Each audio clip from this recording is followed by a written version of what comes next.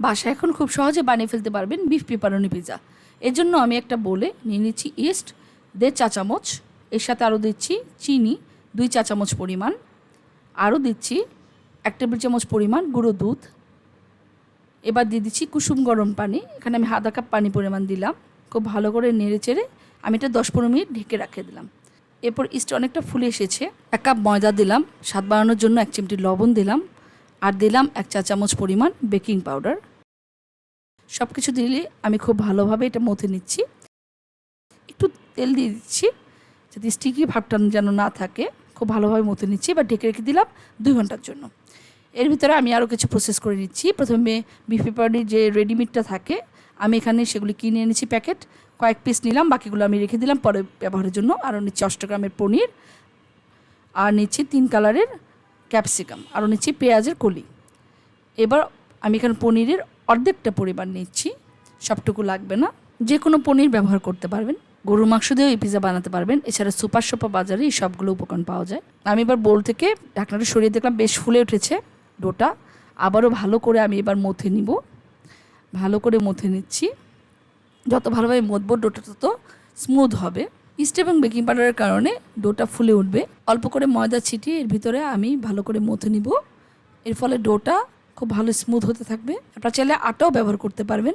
ভালোভাবে মথা হলে আমরা এটাকে আস্তে আস্তে রুটির আকারে বেলে নিতে পারি, বা হাত দিয়ে চাপে আমরা বড় করে নিতে পারি। একটু বড় সাইজ করে নিব। আমি আর একটা 12 ইঞ্চি শেপের একটা প্লেট নিয়েছি, এর ভিতরে একটু তেল ব্রাশ করে নিচ্ছি। এবার আমি যে রুটিটা বেলে রেখেছি সেটা হাত দিয়ে ডলে ডলে চারিদিকে ছড়িয়ে দিচ্ছি এবং একটু উঁচু করে রাখছি। এর ভিতরে আমি চামচ দিয়ে এরকম ছিদ্র করে নিচ্ছি যেন বেশি ফুলে না যায়, যেহেতু ইস্ট রুটিকে ফোলাতে সাহায্য করে। এর ভিতরে আমি টমেটো সস দিয়ে নিচ্ছি। টমেটো সসটাকে আমি চারিদিকে ছড়িয়ে দিচ্ছি। স্প্যাচুলার সাহায্যে খুব ভালোভাবে ছড়িয়ে দিতে হবে।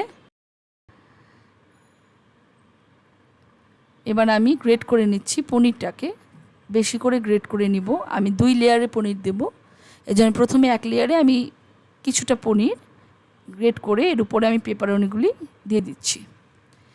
আপনি যতটুকু পরিমাণ চান ততটুকু পেপারনি দিতে পারেন। আমি একটু বেশিই দিয়েছি, আপনারা চাইলে আরও অল্প পরিমাণে দিতে পারেন। এর ভিতরে আমি ক্যাপসিকামগুলো সুন্দর করে সাজিয়ে দিয়ে দিচ্ছি। 3 রঙের ক্যাপসিকাম হতে ভালো লাগছে দেখতে। এর ভিতরে পেঁয়াজের যে কিউব করে কেটের কলিগুলো আলাদা করে নিয়েছি সেগুলো আমি মাঝে মাঝে দিয়ে নিচ্ছি, যেহেতু বিফ এর সাথে একটু পেঁয়াজটা ভালো লাগবে। বাকিটুকু পনির আমি উপরে এবারে স্প্রেড করে দিচ্ছি। একটু পনির বেশি হলে পিৎজা কিন্তু খেতে বেশি ভালো লাগে। আপনারা যে কোনো পনির ব্যবহার করতে পারেন। আমি 8 গ্রামের যে পনির সেটা ব্যবহার করেছি। এবার আমি এটা ওভেনের বদলে আমি এখানে চুলাতে একটা পাতিল বসিয়ে রেখেছি, আধা ঘন্টা ধরে অল্প আঁচে গরম হয়েছে। এর মধ্যে দিয়ে দিচ্ছি। প্রায় 30 মিনিট পরে দেখলাম অনেকটা ফুলে এসেছে, সবটুকু হয়ে গিয়েছে। চুলা বন্ধ করে আমি এটা নামিয়ে ফেললাম। গরম গরম পরিবেশন করলাম দারুণ মজা বিফ পেপারনি। আপনারা বাসায় ট্রাই করতে পারেন। ধন্যবাদ।